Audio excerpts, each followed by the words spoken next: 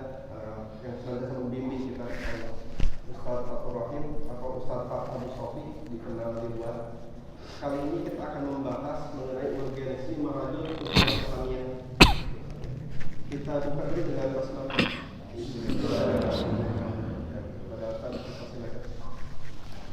Baik, syukran jazakumullah khairan. Assalamualaikum warahmatullahi wabarakatuh.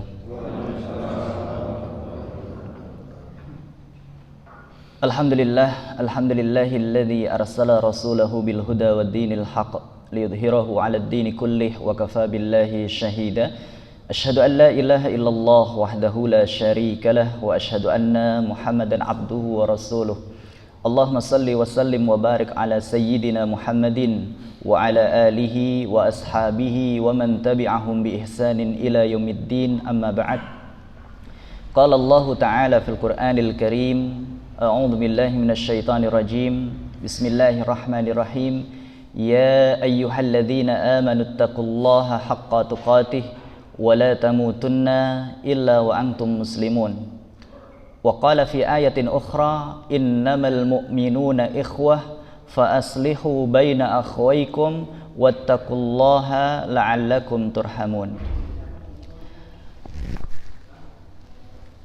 Ba'da puji syukur kita kehadirat Allah Subhanahu wa taala untuk mengawali kajian subuh yang insyaallah penuh dengan keberkahan ini. Tidak lupa marilah kita senantiasa mendoakan semua pengurus Mushola Ibnu Sabil beserta para jamaah sekalian.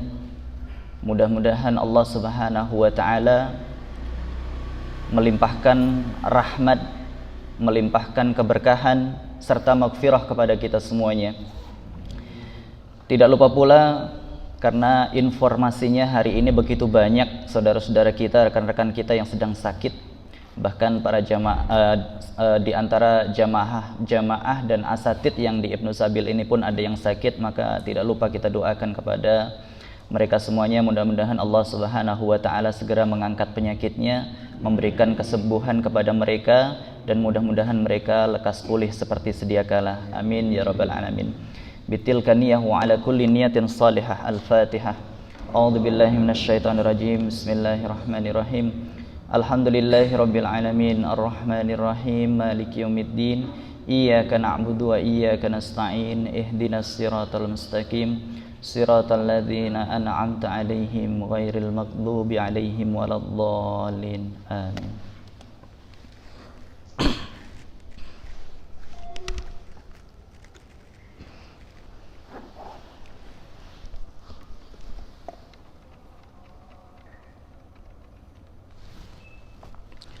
Baik, hadirin Bapak-Bapak sekalian yang dirahmati oleh Allah.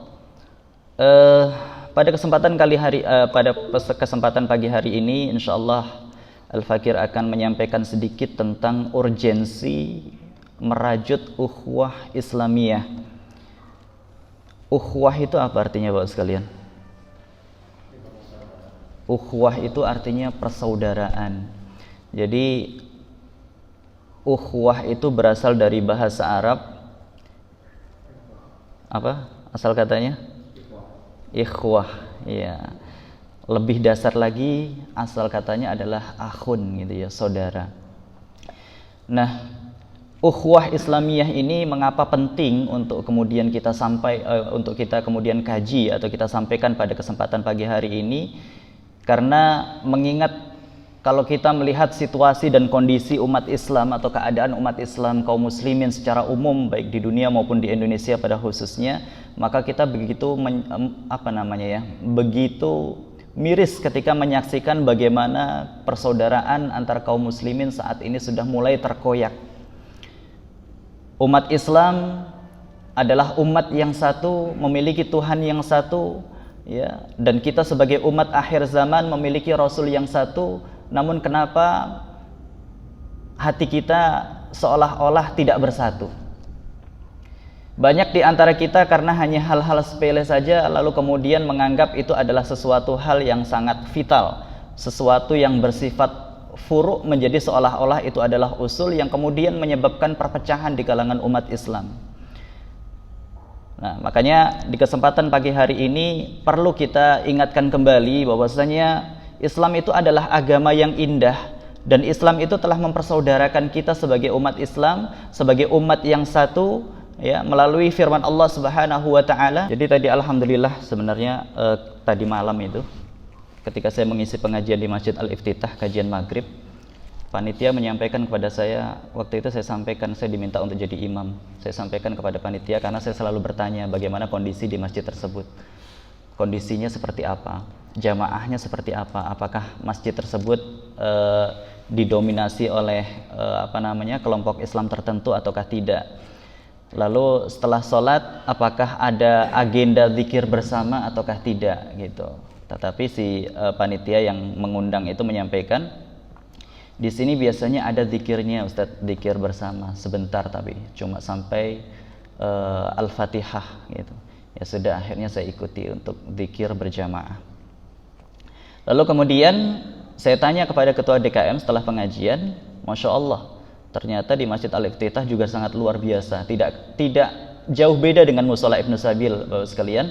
Jadi di Masjid Al-Iftitah itu juga merangkul semua gerakan ataupun kelompok umat Islam, dan itu yang jarang kita dapati di sebagian besar masjid-masjid yang ada di Indonesia ini khususnya.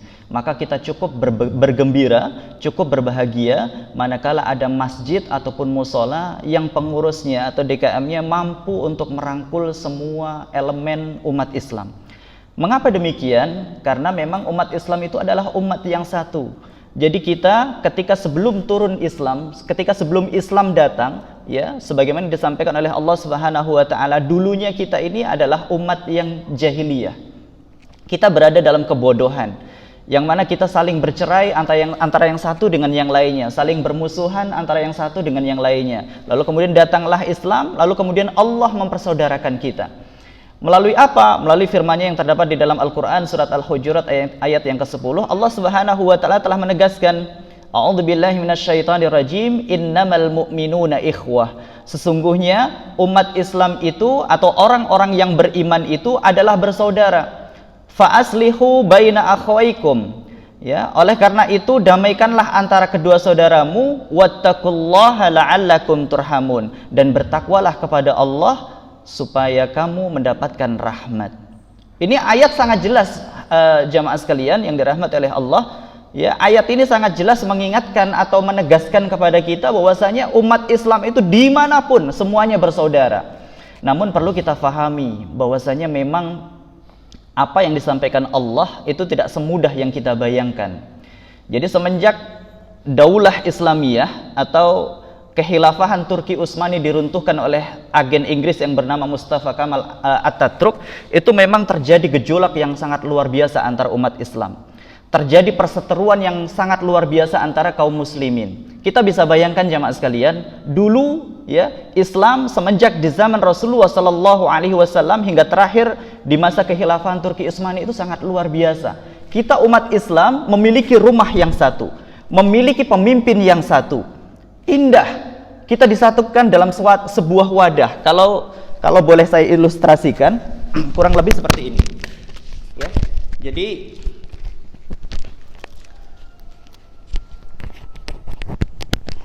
jadi dulu kita memiliki rumah sebesar ini jemaah sekalian. Ya, Rasulullah Shallallahu Alaihi Wasallam mendirikan Daulah Islamiyah atau mendirikan Daulah Khilafah itu dimulai cikal bakalnya itu adalah di kota Madinah. Lalu kemudian menyebar ke negeri-negeri yang lain. Nah, kita dulu umat Islam itu sampai kurang lebih 14 abad. Ya, bukan 14 abad atau berapa, Mas Tefur? Ya, 13 abad ya. Kita menguasai dunia.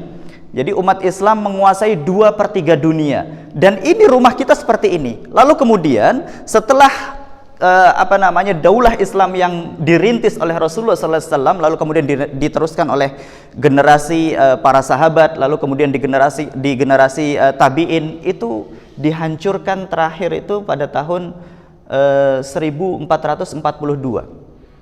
Ya, betul ya? Apa saya lupa? Iya, jadi intinya jemaah sekalian, kita dulu memiliki rumah yang sebesar ini, lalu kemudian apa yang terjadi ketika kekhilafahan Turki Utsmani itu diruntuhkan? Kita di bedeng-bedeng seperti ini, di kotak-kotak, ya. Lalu kemudian setelah di kotak-kotak panjang, di kotak-kotak lagi. Intinya ada apa namanya, Turki berdiri sendiri, Arab Saudi berdiri sendiri, lalu kemudian muncullah sampai sekarang ada namanya Malaysia, ada Indonesia dan lain sebagainya. Nah, itulah yang terjadi, yang kemudian ya itulah awal asal muasal perpecahan di antara kaum muslimin itu, sehingga apa yang terjadi saat ini jemaah sekalian, kita tidak merasakan bahwasanya innamal mu'minuna ikhwah. Kita tidak bisa merasakan bahwasanya umat Islam itu bersaudara. Lah kenapa demikian? Kita ya Allah, saat ini ketika ada umat Islam ya yang dijajah hingga puluhan tahun di Palestina, ya kita nggak bisa berbuat apa-apa kecuali berdoa kepada Allah Subhanahu wa taala. Kalau dulu ketika khilafah masih ada, ketika ada suatu negeri yang dijajah ya oleh orang-orang kafir, maka negara khilafah yang sebesar ini itu tidak mungkin kemudian membiarkan, langsung akan menerjunkan pasukan membela siapa saja, negeri manapun yang kemudian ya dijajah oleh orang-orang kafir. Itu dulu. Bahkan dulu ya, dulu bukan sekarang, ketika ada umat Islam satu saja yang kemudian dizalimi oleh orang-orang kafir, itu Masya Allah bisa pasukan yang sangat luar biasa besar dikerahkan oleh khalifah, oleh Amirul Mukminin, hanya untuk apa? Hanya untuk membela satu kehormatan seseorang yang terzalimi saja. Tapi fakta hari ini jamaah sekalian, kita bisa bayangkan betapa umat Islam ini Masya Allah ngeri. Jangankan umat Islam yang teraniaya di Palestina, jangankan umat Islam yang teraniaya di Rohingya, jangankan umat Islam yang teraniaya di Uighur, umat Islam yang teraniaya di Indonesia saja, kita nggak bisa berbuat apa-apa hari ini. Mengapa? Pertanyaannya mengapa jemaah sekalian? Ada yang bisa menjawab? Karena kita umat Islam tidak memiliki junnah, tidak memiliki perisai. Umat Islam tidak memiliki pelindung. Umat Islam saat ini tidak memiliki pemimpin yang kemudian siap untuk melindungi kehormatan rakyatnya, untuk siap melindungi kehormatan umatnya. Itu yang terjadi. Dan itu adalah fakta yang tidak bisa kita pungkiri. Makanya tidak heran kalau hari ini misalkan Palestina dijajah, lalu kemudian ada orang Indonesia berangkat ke sana untuk berjihad, ya, ikut bertempur di medan jihad. Pulang belum tentu aman meskipun di sana selamat. Misalkan di sana selamat, pulang ke Indonesia nggak akan selamat. Bisa jadi langsung mendapatkan cap sebagai kelompok radikalis, teroris, jihadis. Ini sudah bukan rahasia umum lagi. Ini fakta yang real. Makanya kita miris dengan kondisi ini, maka kita perlu ingat kembali bahwasanya umat Islam itu perlu kemudian merajut ukhuwah Islamiyah. Penting untuk merajut ukhuwah Islamiyah, ya. Sebagaimana atau sejauh apa pentingnya merajut ukhuwah Islamiyah ini, maka banyak dalil-dalil yang telah disampaikan oleh Rasul sallallahu alaihi wasallam, ya. Di antaranya adalah di dalam hadis sahih yang diriwayatkan oleh Imam Al-Bukhari, di mana Rasul sallallahu alaihi wasallam bersabda, apa kata Rasul? Al-mu'minu lil mu'mini kal bunyan yashuddu ba'dhuhu ba'dha. Mukmin satu sama yang lainnya itu bagaikan bangunan yang sebagiannya mengokohkan bagian yang lain. Jadi Rasul sallallahu alaihi wasallam itu sudah menegaskan atau mengingatkan kepada kita, umat Islam itu dimanapun, baik yang di Indonesia, baik yang di Malaysia, ya, baik yang di Palestina, baik yang di Rohingya, semuanya adalah umat yang satu. Kita seperti satu tubuh yang kemudian saling melengkapi, ya. Kita seperti satu bangunan yang kemudian tidak bisa terpisahkan antara yang satu dengan yang lainnya. Yang namanya bangunan itu, kira-kira kalau kita melihat rumah, ya, mungkin nggak rumah itu bisa disebut rumah kalau nggak ada pondasinya? Bisa saja, tetapi akan rapuh. Atau misalkan ada rumah nggak ada dindingnya, kan unik gitu ya. Tetapi rumah itu bisa terlihat sempurna manakala dari mulai pondasinya sampai atapnya itu sempurna. Semuanya saling menguatkan, semuanya saling merekatkan, semuanya saling melengkapi, baru itu bisa disebut sebagai sebuah bangunan. Begitupun kita, umat Islam ini, ya, umat Islam ini baru akan menjadi umat yang kuat, ya, umat yang hebat, umat yang akan ditakuti oleh musuh-musuh Islam manakala kita sudah merapatkan barisan, merapatkan hati kita, merapatkan soft-soft kita. Tetapi selama umat Islam masih tercerai-berai, berpecah belah hanya gara-gara perbedaan faham yang bersifat furu'iyah, maka selama itu pula kita umat Islam akan ditindas oleh lawan-lawan kita. Hadirin jamaah sekalian yang dirahmati oleh Allah, ya, di dalam hadis yang lainnya Rasulullah SAW bersabda, perumpamaan orang-orang beriman dalam hal saling mengasihi, mencintai dan menyayangi bagaikan satu tubuh. Apabila ada salah satu anggota tubuh yang sakit, maka seluruh tubuhnya akan ikut terjaga dan panas, atau dalam riwayat yang lain akan ikut dan turut merasakan sakitnya. Itu umat Islam yang telah digambarkan oleh Rasul SAW, bahwasanya kita seperti anggota tubuh, yang mana kalau anggota tubuh kita salah satu mengalami sakit, misalkan kaki kita sakit, nggak mungkin tangan ini nggak membantu untuk mengobati, nggak mungkin mulut ini kemudian tidak membantu dengan berdoa kepada Allah Subhanahu wa taala. Pasti akan saling melengkapi, ya, saling membantu. Tidak mungkin telinga sakit yang lain membiarkan anggota tubuh yang lain tidak mau bergerak, nggak mungkin.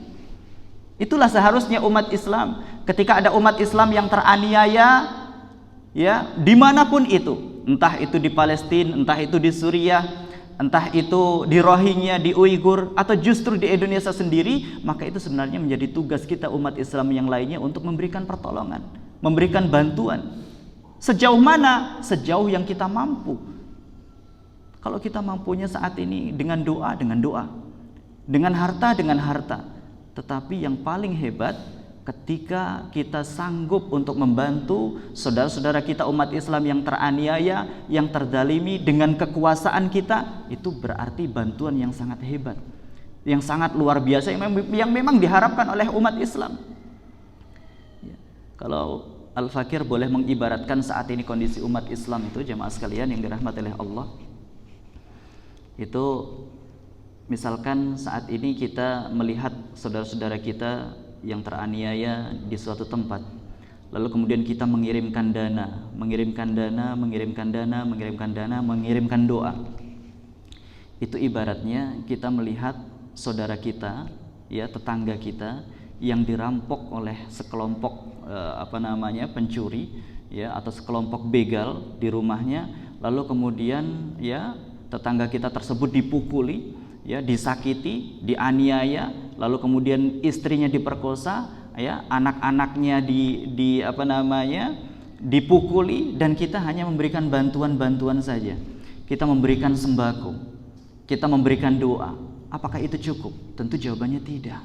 Yang seharusnya kita lakukan apa? Ketika melihat, ya, tetangga kita misalkan teraniaya, ya, sedang mengalami pembegalan atau sedang mengalami peristiwa perampokan, maka tugas kita sebenarnya satu, bagaimana bisa membebaskan dengan sebebas-bebasnya tetangga kita tersebut. Dan itu yang sebenarnya saat ini sedang hilang. Saat ini terjadi sudah di tengah-tengah kita umat Islam, ya, perpecahan yang sangat luar biasa dahsyat. Nah, jamaah sekalian yang dirahmati oleh Allah,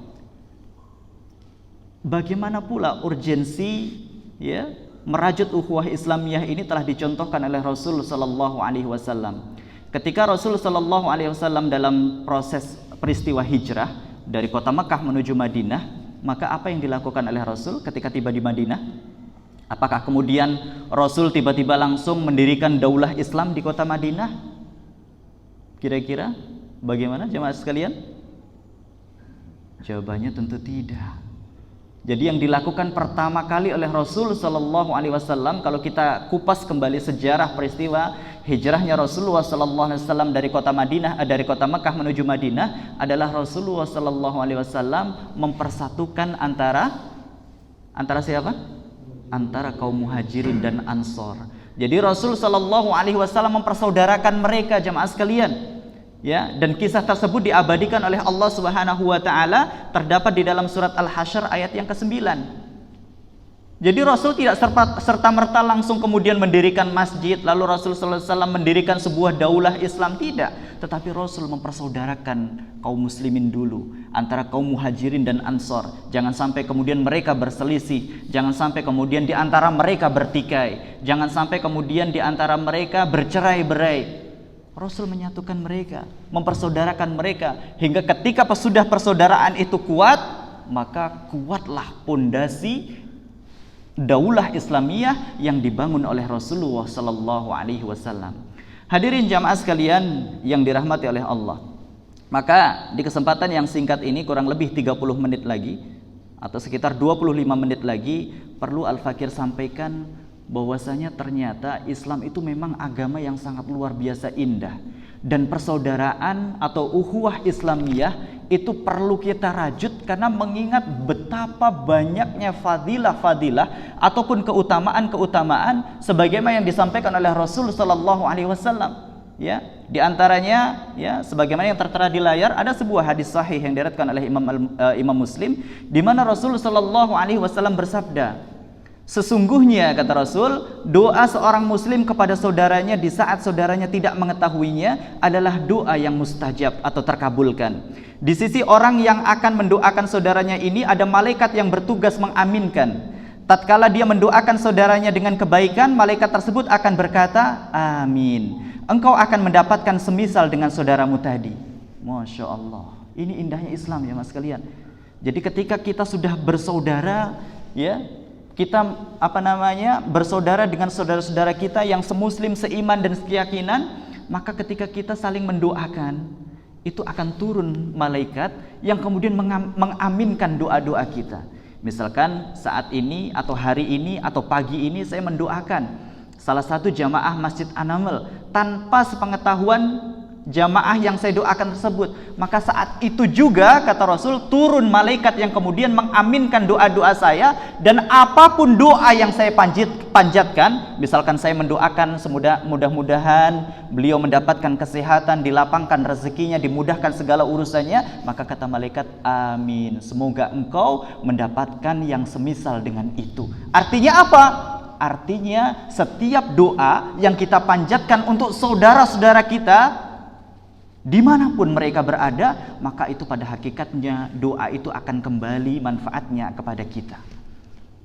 Itulah indahnya Islam, yang terkadang di antara umat Islam sendiri tidak paham ini, tidak mengerti akan hal ini, ya, bahwasanya ternyata terdapat manfaat yang besar untuk mendoakan saudara yang seiman dan sekeyakinan. Maka jamaah sekalian, di antara tips agar doa kita dikabulkan oleh Allah Subhanahu wa taala itu adalah tidak pelit dalam berdoa. Terkadang kita kan doa itu hanya khusus untuk diri kita sendiri, betul? Kita doa, ya Allah, kita sedang dalam kondisi susah, ya Allah, mudahkanlah segala urusan saya, lapangkanlah rezeki saya. Kita dalam kondisi sakit, kita hanya berdoa, ya Allah, berikanlah kesembuhan dan kesehatan kepada saya. Padahal jamaah sekalian, kalau seandainya doa ini kita balik, kita doakan orang lain, maka itu manfaatnya dan potensi dikabulkannya ternyata lebih besar sebagaimana disampaikan oleh Rasul sallallahu alaihi wasallam. Apalagi kalau kemudian yang kita doakan ini adalah orang-orang yang salih, orang-orang yang selama ini taat dalam beragama, taat dalam beribadah, lalu kemudian memiliki wawasan keilmuan yang luas, bisa disebut dia adalah seorang ulama. Kita doakan Ustadz Mustaqim Kurdi, misalkan saat ini beliau sedang sakit, mudah-mudahan segera Allah menyembuhkan beliau, mudah-mudahan Allah segera mengangkat penyakit beliau. Maka itu jamaah sekalian lebih cepat insya Allah terkabulkannya. Mengapa? Karena yang kita doakan adalah orang soleh. Orang soleh itu adalah orang yang dekat dengan Allah, yang kemudian doa-doanya ma fi hijab. Jadi tidak ada hijab antara doa orang yang saleh, ya, seorang ulama dengan Allah Subhanahu wa taala. Kalau kita mendoakan mereka, maka insya Allah kita pun akan mendapatkan percikan daripada doa yang kita panjatkan tersebut. Nah, hadirin jamaah sekalian yang dirahmati oleh Allah. Lalu kemudian dalam sebuah hadis sahih yang diriwayatkan oleh Imam Muslim, Rasul sallallahu alaihi wasallam bersabda, barang siapa menghilangkan satu kesulitan seorang mukmin dari kesulitan-kesulitan dunia, maka Allah akan menghilangkan kesulitan darinya dari kesulitan-kesulitan di hari kiamat. Dan barang siapa memudahkan urusan seorang mukmin, maka Allah akan memudahkan urusannya di dunia dan akhirat. Dan barang siapa yang menutup aib seorang mukmin, maka Allah akan menutupi aibnya di dunia dan akhirat. Allah akan senantiasa menolong hambanya selama hamba itu menolong saudaranya. Wallahu fi aunil abdi madamal abdu fi auni akhih. Jadi tidak ada sia-sia jemaah sekalian. Semakin kita punya banyak saudara, ya, kita semakin banyak kesempatan untuk mendapatkan berbagai macam keberkahan, kebaikan dari Allah Subhanahu wa taala. Kita menolong saudara kita yang sedang kesusahan, Allah pun akan menolong kita. Allah ketika kita, ya, mendoakan orang yang sakit semoga segera sembuh, ya, doa itu pun akan kembali kepada kita. Ketika kita mengeluarkan seseorang dari kesulitan, maka di akhirat Allah pun berjanji, ya, melalui lisan Rasulullah SAW akan membebaskan kita daripada kesulitan-kesulitan yang akan kita alami di akhirat nanti. Maka menjadi penting bagi kita untuk kemudian hati-hati ketika kita berselisih dengan saudara seiman, ya. Jamaah sekalian yang dirahmati oleh Allah. Kemudian dalam sebuah hadis yang diriwayatkan oleh Imam Al-Bukhari dan Imam Muslim, hadis ini cukup familiar, ya. Rasul sallallahu alaihi wasallam bersabda, dan ini sangat penting jemaah sekalian, al-mar'u ma'aman ahabba. Jadi hadis ini sering dikutip oleh para dai, para alim, para asatid ketika menyampaikan sebuah tausiah yang intinya penting bagi seorang muslim itu untuk mencintai saudaranya seiman dan sekeyakinan. Mengapa? Karena setiap orang yang kita cintai itu mendatangkan manfaat yang sangat luar biasa kepada kita. Misalkan kita mencintai si A, dia adalah orang yang saleh, orang yang alim, lalu kemudian orang tersebut masuk surga, maka potensi kita untuk mendapatkan surga itu sangatlah besar.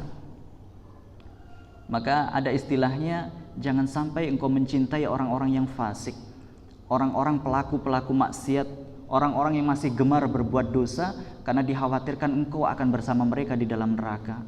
Dan ini memang betul sebagaimana disampaikan oleh Rasul sallallahu alaihi wasallam. Tapi bukan berarti tidak mencintai lalu kemudian tidak mendakwahi, tidak.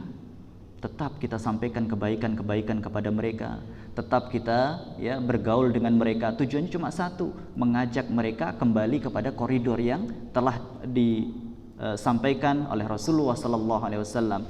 Hadirin jamaah sekalian yang dirahmati oleh Allah. Lalu apa fadilah ataupun keutamaan yang lainnya yang akan kita dapatkan manakala kita berusaha merajut ukhuwah Islamiyah? Bukan hanya antar suku, antar ras, tetapi antar ormas, ya, antar kelompok.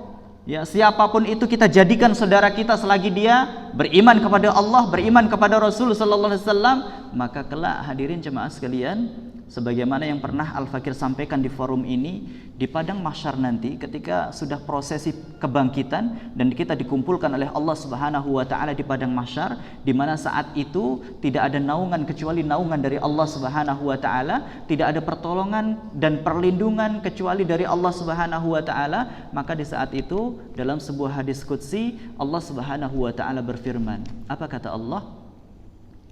Allah menyampaikan, Allah akan menyeru, ainal mutahabbuna bijalali al-yauma ainal mutahabbuna bijalali al-yauma udhilluhum fi dhilli yaumun la dhilla illa dhilluh.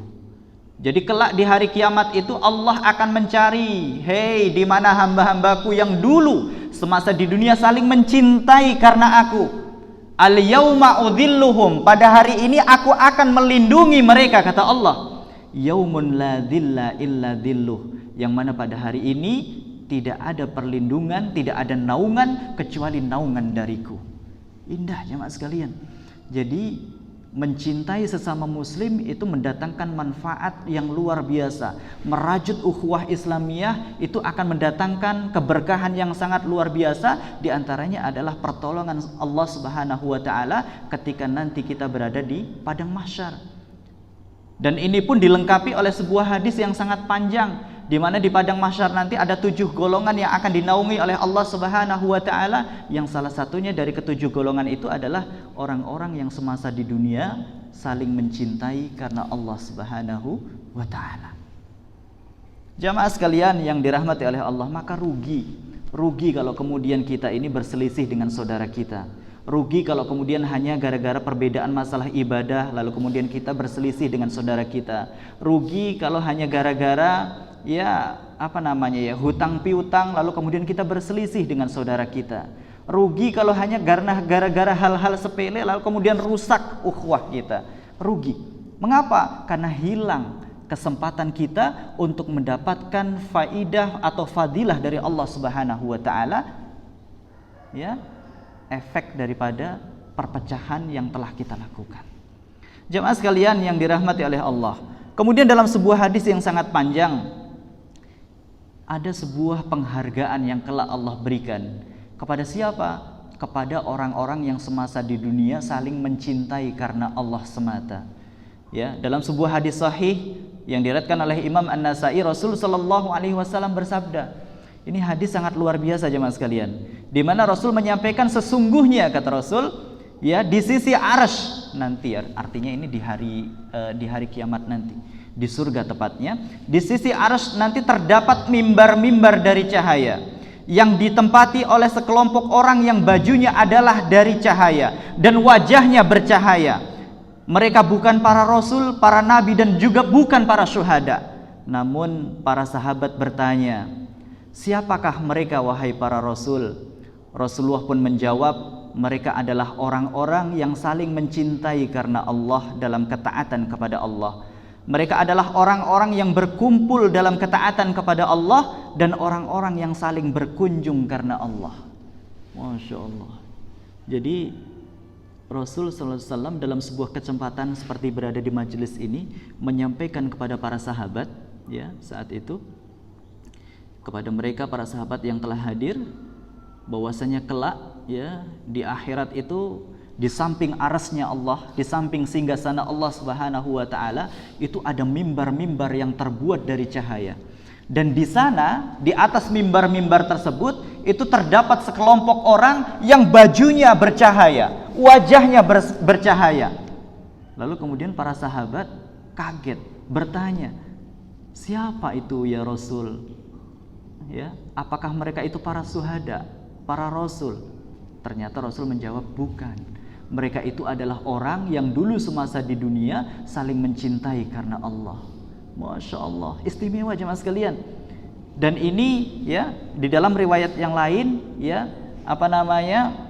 penghargaan yang Allah berikan terhadap orang-orang yang saling mencintai karena Allah ini sempat membuat penghuni surga yang lainnya merasa terheran-heran. Di antaranya yang terheran-heran adalah orang-orang yang mati syahid, orang-orang yang generasi-generasi sahabat. Mereka kan adalah orang yang di surga nanti mendapatkan kedudukan yang sangat tinggi. Jadi generasi sahabat, orang-orang yang mati syahid itu adalah orang-orang yang mendapatkan kedudukan yang sangat tinggi, ya, yang sangat mulia di sisi Allah Subhanahu wa taala. Namun kok ada di surga itu sekelompok orang yang bukan dari kalangan orang-orang yang mati syahid, bukan dari kalangan para sahabat, tetapi kok bisa memiliki kedudukan yang mulia. Maka dalam riwayat yang lain sempat, ya, terjadi dialog nanti di surga itu, mereka terheran-heran siapakah itu gerangan mereka. Dan itulah ternyata adalah orang-orang yang dulu semasa di dunia saling mencintai karena Allah Subhanahu wa taala. Nah, oleh karena itu jamaah sekalian yang dirahmati oleh Allah Subhanahu wa taala, maka di kesempatan pagi yang penuh berkah ini tidak lupa kita mengingat apa yang disampaikan oleh Umar bin Khattab radhiyallahu anhu, di mana Umar bin Khattab telah menyampaikan kepada kita, ma'atal abda ba'dal Islam ni'matan khairan min akhi salihin fa idza wajada ahadakum wada' min akhihi falyastamsik bihi. Tidaklah seorang diberikan kenikmatan setelah Islam, kata Umar bin Khattab, ya, yang lebih baik daripada kenikmatan memiliki saudara semuslim yang salih. Apabila engkau dapati salah seorang sahabat yang salih itu, kata Umar bin Khattab, maka pegang eratlah. Artinya apa ini jamaah sekalian? Artinya ketika kita memiliki teman-teman yang soleh seperti di Musola Ibnu Sabil ini, itu jangan sampai kemudian terjadi perselisihan, jangan sampai kemudian terjadi pertikaian. Kita harus kemudian saling memahami, saling mengerti, ya, saling menguatkan, saling bergandengan tangan. Agar apa? Agar kemudian kita ini tidak hanya berkumpul di dunia saja, tapi dapat pula kita berkumpul di surganya Allah Subhanahu wa taala kelak. Hadirin jamaah sekalian yang dirahmati oleh Allah, tidak lupa juga perlu kita sampaikan di mana ada salah seorang ulama besar bernama Imam Hasan Al-Basri. Beliau menyampaikan kepada kita, apa kata Imam Hasan Al-Basri, dan saya dengan sangat sependapat dengan apa yang beliau sampaikan ini. Jadi beliau menyampaikan, istakthiru, kata beliau, istakthiru minal asdiqail mu'minin fa inna lahum syafa'atun yaumal qiyamah. Jadi Imam Hasan Al-Basri beliau menyampaikan kepada kita, perbanyaklah berteman dengan orang-orang beriman. Istakthiru minal asdiqail mu'minin. Perbanyaklah berteman dengan orang-orang yang beriman. Mengapa? Fa inna lahum syafa'atun yaumal qiyamah. Karena mereka memiliki syafaat pada hari kiamat. Masya Allah. Ini bolehlah kita bertanya kepada diri kita masing-masing jamaah sekalian. Kira-kira nih, kalau kita seandainya wafat hari ini, kita patut bertanya, kira-kira berapa orang yang akan menyolati kita saat jenazah kita terbaring di depan masjid, saat jenazah kita terbaring di depan musola. Berapa banyak kira-kira teman-teman soleh yang sudah kita kita rajut selama ini? Berapa kira-kira? Jangan sampai kemudian ketika kita wafat, lalu kemudian yang menyolati kita hanya 10 orang, hanya 15 orang. Ya, jangan sampai jamaah sekalian. Itulah pentingnya ukhuwah Islamiyah. Itulah pentingnya, ya, pesan yang disampaikan oleh Imam Hasan Al-Basri. Ya, beliau telah mengingatkan kepada kita, istakthiru minal asdiqail mu'minin. Perbanyaklah berteman dengan orang-orang yang saleh. Karena orang-orang yang saleh semakin banyak yang kita miliki, maka kesempatan kita untuk mendapatkan syafaat dari mereka begitu besar. Kalau taruhlah saat ini di Ibnu Sabil ini jamaah dan pengurus yang biasanya rutin hadir di pengajian ada 30 orang atau 20 orang, maka itu masih kurang jamaah sekalian. Harus lebih banyak lagi. Maka tidak heran Al-Fakir sendiri itu merasa kurang puas. Saat ini Al-Fakir mengelola salah satu masjid di Jakarta. Jamaahnya sekitar 3.000-an orang, itu masih kurang. Lalu kemudian ada lagi satu masjid di Jakarta di daerah Setiabudi yang menawarkan untuk mengelola. Terima saja, yang penting bagaimana kita bisa mendapatkan teman yang soleh sebanyak-banyaknya. Lalu kemudian teman-teman, ya, pengurus masjid di Jakarta mengajak untuk mendirikan rumah Quran di Curug, Gunung Sindur. Kita terima. Mengapa? Karena itu adalah peluang agar kita bisa memiliki wadah untuk mendapatkan teman-teman yang soleh. Mustahil jamaah sekalian kita mendapatkan teman soleh yang banyak kalau kita jarang ke masjid. Mustahil kita mendapatkan teman soleh yang banyak kalau kita tidak mengikuti atau tidak bergabung dengan organisasi-organisasi dakwah, ya, seperti NU Muhammadiyah, seperti Jamaah Tabligh, seperti Persis, seperti yang semalam sempat heboh HTI, ya, seperti FPI dan lain sebagainya. Mustahil kita bisa memiliki teman-teman soleh yang banyak. Maka itulah tidak heran kalau kemudian Rasul sallallahu alaihi wasallam sampai kemudian Allah Subhanahu wa taala sampai kemudian berpesan, wal takum minkum ummatun yad'una ilal khair.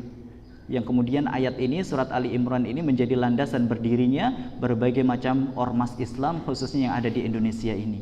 Karena apa? Penting jemaah sekalian untuk merajut ukhuwah Islamiyah ini, karena selain itu akan membuat jasad atau persatuan umat Islam ini menjadi kuat dan disegani, maka yang tidak kalah pentingnya adalah begitu banyak keutamaan yang akan kita dapatkan manakala ukhuwah Islamiyah ini kita rajut. Dan terkait syafaat ini memang masih banyak di antara kita umat Islam yang masih bertanya-tanya, apa benar Ustadz bahwasanya saudara kita, ya, orang-orang Islam yang kita saling mencintai karena Allah semasa di dunia, di akhirat nanti bisa menolong kita, bisa mengeluarkan kita dari neraka? Ini tidak sedikit jamaah sekalian yang masih ragu-ragu dan bertanya-tanya, masa iya sih kita sudah masuk neraka nih, tapi kemudian ada saudara kita yang dulu kita saling kenal di dunia itu bisa mengeluarkan kita. Ternyata jawabannya sahih. Itulah sebagaimana yang disampaikan oleh Rasul sallallahu alaihi wasallam dalam sebuah hadis yang sangat panjang ini, yang langsung akan saya bacakan artinya. Hadis ini diriwayatkan oleh Imam Muslim, nomor hadis adalah 183. Dalam hadis ini jemaah sekalian, saya akan langsung bacakan karena mengingat waktu yang sangat singkat. Setelah orang-orang mukmin itu dibebaskan dari neraka, kata Rasul, demi Allah, zat yang jiwaku berada di tangannya, sungguh kalian begitu gigih dalam memohon kepada Allah untuk memperjuangkan hak untuk saudara-saudaranya yang berada di dalam neraka pada hari kiamat. Mereka memohon, wahai Tuhan kami, mereka itu yang tinggal di neraka pernah berpuasa bersama kami, mereka pernah sholat bersama kami, dan juga mereka pernah ngaji bersama kami. Lalu kemudian dijawabnya tentu oleh Allah Subhanahu wa taala, keluarkanlah mereka dari neraka. Yaitu siapa? Yaitu orang-orang yang kalian kenal, hingga wajah mereka diharamkan untuk dibakar oleh api neraka. Kemudian para mukmin ini pun mengeluarkan banyak saudaranya yang telah dibakar di neraka. Ada yang dibakar sampai betisnya dan ada yang sampai lututnya, kata Rasul. Kemudian orang mukmin itu lapor lagi kepada Allah, ya Tuhan kami, orang yang Engkau perintahkan untuk dientaskan dari neraka, untuk dikeluarkan dari neraka, sudah tidak tersisa lagi. Apakah cukup jemaah sekalian? Tidak. Lalu kemudian Allah menjawab, Allah berfirman, kembali lagi, balik lagi ke neraka, kata Allah, keluarkan yang masih memiliki iman seberat dinar di hatinya. Jadi orang tersebut ya digambarkan dalam sebuah hadis sahih ya, ketika sudah berada di surga ya, memohon kepada Allah agar bisa mengeluarkan saudara-saudaranya yang masih berada di neraka, padahal dulu semasa di dunia ikut sholat bersama seperti ini, ikut pengajian bersama seperti ini, puasa bareng ya. Lalu kemudian setelah semua dikeluarkan, kemudian disampaikan informasi tersebut kepada Allah, ternyata Allah nggak menganggap itu cukup, balik lagi ke neraka. Ya, apa kata Rasul? Maka dikeluarkanlah orang mukmin banyak sekali yang disiksa di neraka. Kemudian mereka melapor, wahai Tuhan kami tidak meninggalkan seorang pun yang Engkau perintahkan untuk dientaskan atau dikeluarkan dari neraka. Masya Allah, jemaah sekalian, ini adalah Islam. Islam adalah agama yang indah. Pada hakikatnya Allah Subhanahu wa taala tidak ridho kalau kemudian ada satupun di antara kita, umatnya atau hambanya ini masuk ke dalam neraka. Maka beruntunglah kita jamaah sekalian yang memiliki begitu banyak teman-teman yang salih. Beruntunglah kita yang selama ini saling menghargai perbedaan. Beruntunglah kita yang selama ini saling sayang menyayangi antar saudara kita, saling hormat menghormati dengan saudara kita, karena manfaat yang akan kita dapatkan baik di dunia maupun di akhirat sangatlah besar. Khususnya yang kita harapkan adalah syafaat dari setiap saudara-saudara yang kita cintai semasa di dunia ini. Hadirin jamaah sekalian yang dirahmati oleh Allah, demikian pemaparan yang singkat terkait materi pada pagi hari ini tentang urgensi merajut ukhuwah Islamiyah. Ya, kesimpulannya adalah persaudaraan itu adalah perintah Allah Subhanahu wa taala. Dulu ketika Islam belum datang, ketika jahiliyah masih menguasai dunia, maka kita umat manusia itu bertikai, saling berselisih antara yang satu dengan yang lainnya. Lalu kemudian datang Islam, kita dipersaudarakan oleh Allah Subhanahu wa taala, maka sangat disayangkan kalau kemudian Allah sudah mempersaudarakan kita, lalu kemudian kita masih bercerai-berai antara yang satu dengan yang lainnya. Dan yang paling penting jemaah sekalian, saat ini komunitas begitu banyak. Ada komunitas bersepeda, ada komunitas supporter bola, klub-klub bola, ada komunitas A, komunitas B, komunitas C, komunitas D. Apakah itu salah? Tidak.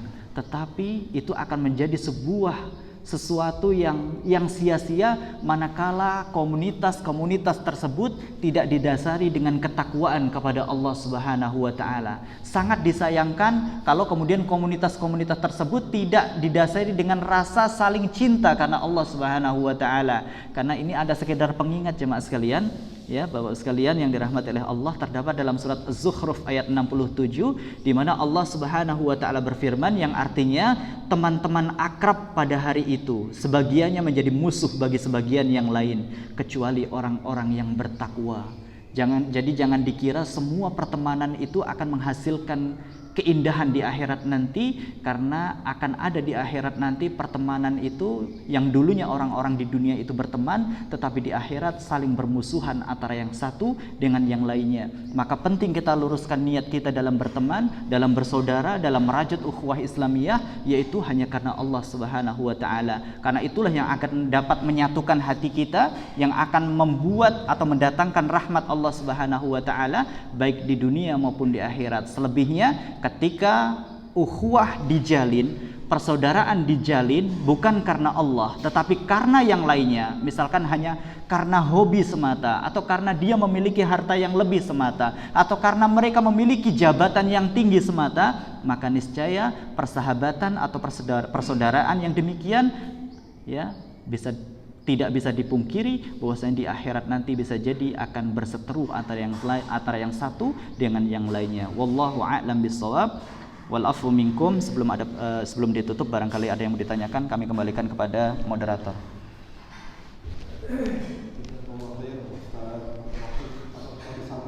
Jadi alhamdulillah memang ukhuwah saat ini kita mendapat ujian yang berat di tengah-tengah kaum muslimin. Ternyata bukan cuma di Indonesia, lebih jauh lagi tadi di seluruh dunia. Ketika umat Islam yang lain dalam keadaan dianiaya, kita tidak berdaya karena tidak mempunyai guna atau perisai. Baik, dari bapak-bapak sekalian, barangkali yang perlu ditanyakan, kita buka sesi tanya jawab. Dipersilakan.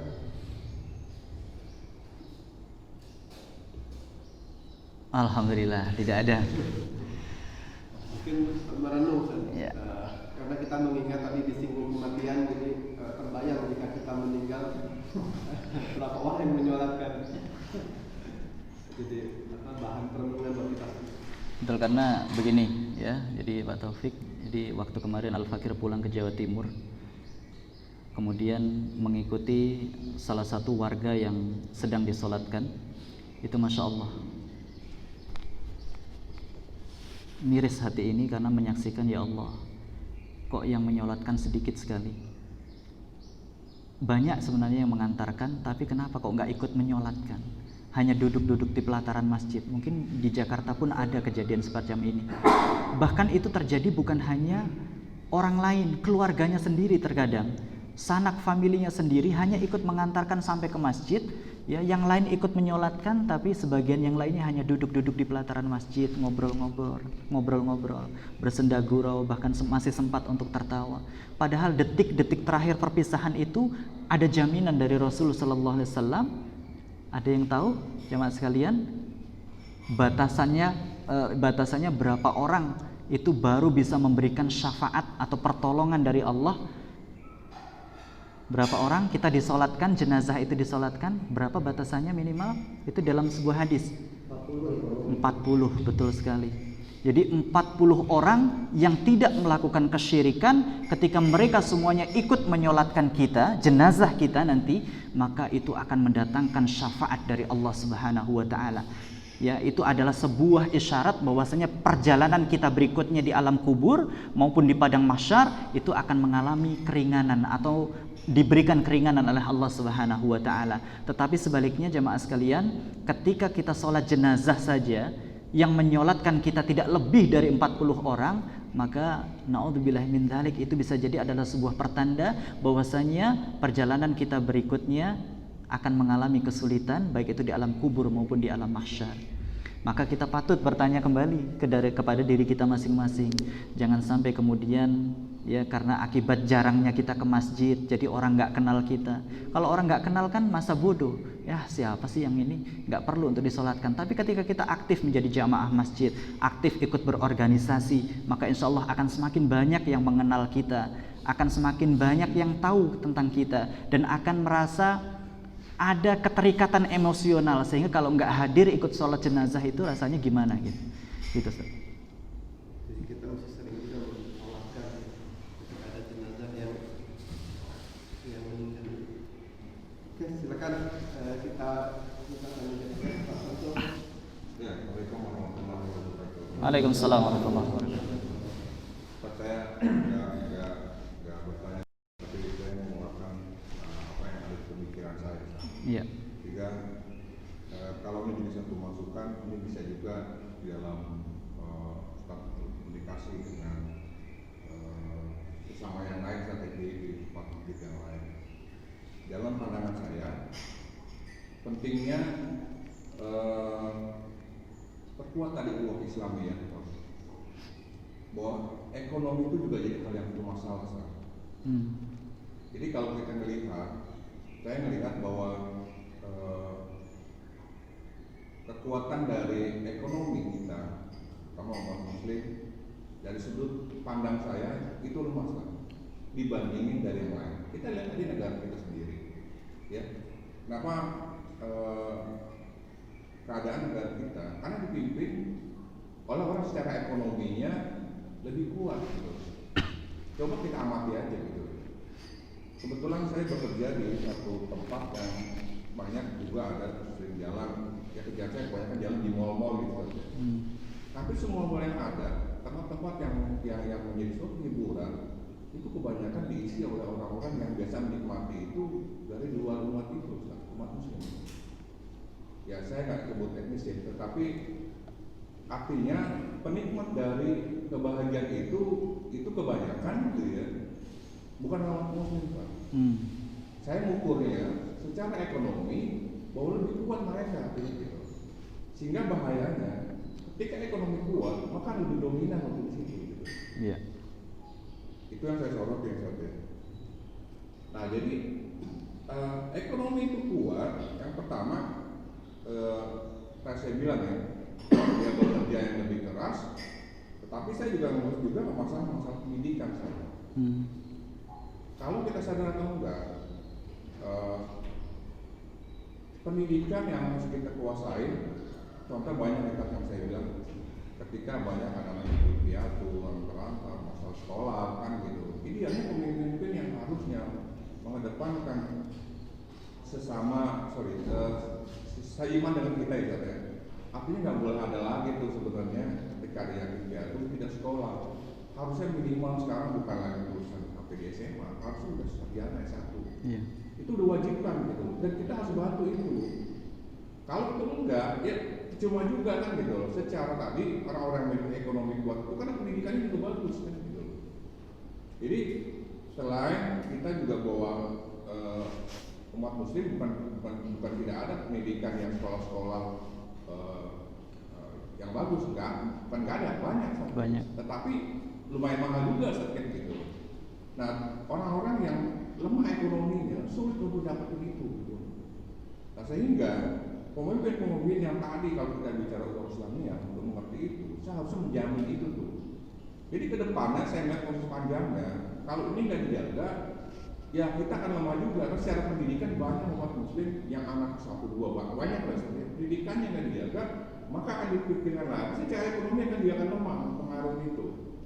Banyak orang yang pendidikannya lemah, maka pengaruh dalam rumah satu keluarga yang rebutan harta warisan gitu. Karena ekonomi dia sebagai ada yang lemah, nggak merata di antara saudara-saudaranya. Yang kedua malah pendidikan juga mempengaruhi. Artinya kan pola pendidikan yang menjamin buat mereka dapat kerjaan yang baik, yang layak kan begitu. Nah, tapi kalau lemah, ya lemah. Yang berikutnya, saya menguasai masalah sistem Pak. Iya. Kenapa kita tadi yang lemahnya hukum Islamiyah ketika ada saudara yang tertindas itu juga ada hukum-hukum yang mengatur negara kita. Coba aja contoh, saya ngambil satu contoh gitu. Kita ketika menolong, ada satu saudara ya, kita melihat di luar dari umat ini agamanya, seimannya kita terbuka. Kalau kita mau nolong, ada nggak yang berani untuk langsung nolong? Karena proses di kepolisian aja udah beda juga. Iya. Kita yang nolong jadi saksi, hati-hati, jadi sulit gitu loh. Betul. Setuju. Sekarang saya suka bawa kendaraan. Sekarang udah nih memberikan pengamis itu di jalan itu kan dikena hukum juga gitu. Hati-hati juga kan gitu loh. Lepas dari ini beneran atau enggak sih pengamis, kita niat kita aja kan gitu. Sekali kan gitu, ini tidak benar. Nah, jadi ada hukum-hukum juga yang yang juga bisa jadi salah kan gitu. Itu sih yang saya bahas dari sistem yang tadi kita mau menolong saudara kita nggak semudah itu. Kalau tadi secara ekonomi mungkin akan lebih ini rasanya. Tapi maksud saya kalau menolong saudara kita yang dirampok, tolong yang kecelakaan naik motornya jatuh gitu. Kita nggak berani tuh, karena nanti setelah polisi jadi saksi, siapa yang saksinya nih? Tengah jalan kita nggak ada orang jatuh itu kalau nggak berani kita. Betul. Nah jadi ada beberapa menurut saya ini juga jadi pemikiran bahwa untuk memperkuat niat bukan hanya jadi pedoman kita, gitu. Tetapi saat tadi saya bilang masalah pendidikan, ekonomi itu juga harusnya menjadi perhatian kita semuanya. Betul. Itu Ustaz. Terima kasih. Assalamualaikum warahmatullahi wabarakatuh. Waalaikumsalam warahmatullahi wabarakatuh. Terima kasih Samsul atas masukannya yang sangat luar biasa. Memang saat ini tidak bisa kita pungkiri ya, kita ini mengalami krisis multidimensi. Jadi dari segala aspek kita bukan hanya sekedar pendidikan yang kita tertinggal, bukan hanya sekedar ekonomi yang kita tertinggal, tapi hampir di semua lini. Di semua lini kita mengalami ketertinggalan atau mengalami krisis yang sangat luar biasa. Maka seperti yang saya sampaikan di awal tadi, kita dulu umat Islam ini adalah umat yang kuat. Kita sempat menguasai 2/3 dunia dan kita disatukan dalam sebuah wadah yang cukup besar yang disebut dengan daulah khilafah. Maka di saat itu tidak ada istilahnya itu kejadian-kejadian yang seperti saat ini. Kalaupun ada itu sangat sedikit sekali. Nah, maka solusinya bagaimana menghadapi krisis multidimensi ini? Tidak ada lain. Pak Ketua DKM juga pernah menyampaikan bahwasanya harusnya yang diganti itu bukan pemimpinnya, bukan penguasanya, bukan rezimnya, bukan hanya sekedar itu, tetapi kita punya PR yang sangat luar biasa bagaimana sistem kenegaraan kita itu bisa diganti mengikuti teladan daripada Rasul Sallallahu Alaihi Wasallam. Ya, karena penyebab segala kemungkaran, segala kerusakan, segala krisis ini tiada lain kecuali ketika kita berpaling daripada petunjuk Allah Subhanahu wa taala. Sebagaimana yang Allah telah sampaikan, wa man a'rada an dzikri fa innalahu ma'isatan dhanka. Barang siapa yang berpaling dari peringatanku, berpaling dari petunjukku, fa innalahu ma'isatan dhanka, maka akan kami jadikan kehidupan mereka itu sempit. Ya benar, sekarang yang terjadi kesempitan di mana-mana, kesulitan di mana-mana, kesusahan di mana-mana. Karena apa? Karena Al-Qur'an hanya sekedar jadi wacana, hadis sekedar jadi wacana. Ya, sistem Islam yang diwariskan oleh Rasulullah SAW pun terbengkalai sudah begitu lama. Maka PR kita yang menjadi PR yang sangat luar biasa besar umat Islam saat ini itu bagaimana menyadarkan umat bahwasanya kita bukan hanya sekedar tiap 5 tahun ganti rezim, tidak itu yang kita butuhkan, tapi bagaimana umat Islam semuanya bisa berjuang bersama-sama untuk mewujudkan mewujudkan kepemimpinan tunggal, yaitu kepemimpinan sebagaimana dicontohkan oleh Rasulullah SAW. Saat ini tidak bisa kita pungkiri, ya, bahkan semenjak ketika daulah Islam itu diruntuhkan, sebagaimana tadi telah saya gambarkan, kita dulu punya rumah sebesar ini, tapi begitu rumah itu sudah dibikin bedeng-bedeng, lalu muncullah slogan saya Indonesia, saya Pancasila. Jadi kalau istilahnya yang teraniaya itu bukan orang saudara kita, masa bodoh amat, gitu ya. Saya Pancasila, saya Indonesia. Kalau Papua mau melepaskan diri ya bodoh amat. Itu yang terjadi saat ini. Ya, jadi banyak lucu sebenarnya kita ini ya. Kalau saya ambil sebuah ilustrasi, ini masjid sudah cukup besar. Harusnya kita senang karena kita bisa bikin forum yang seperti ini, duduk bareng-bareng, ngumpul bareng-bareng. Lalu kemudian masjid ini atau musola ini dipetak-petak kayak seperti ukuran kos-kosan atau kontrakan. Nah, setelah itu kita lebih senang. Ya, itu kondisi umat Islam atau kondisi umat manusia yang pada umumnya terjadi saat ini. Setelah musola ini dipetak-petak menjadi sebuah ukuran kontrakan ataupun kos-kosan, malah justru senang. Padahal ya akibat daripada dikaflingnya masjid tersebut, ya dibagi-baginya dalam ruangan petakan yang kecil-kecil itu, ya akhirnya yang muncul adalah pertikaian antara satu ruangan dengan ruangan yang lainnya. Yang dulunya bisa rukun seperti ini menjadi tersekat-sekat. Ya, menjadi tidak bisa makan bareng lagi, menjadi tidak bisa ngumpul bareng lagi, tidak bisa ngopi bareng lagi. Itu yang terjadi sebenarnya dengan kondisi ya umat Islam khususnya pada saat ini.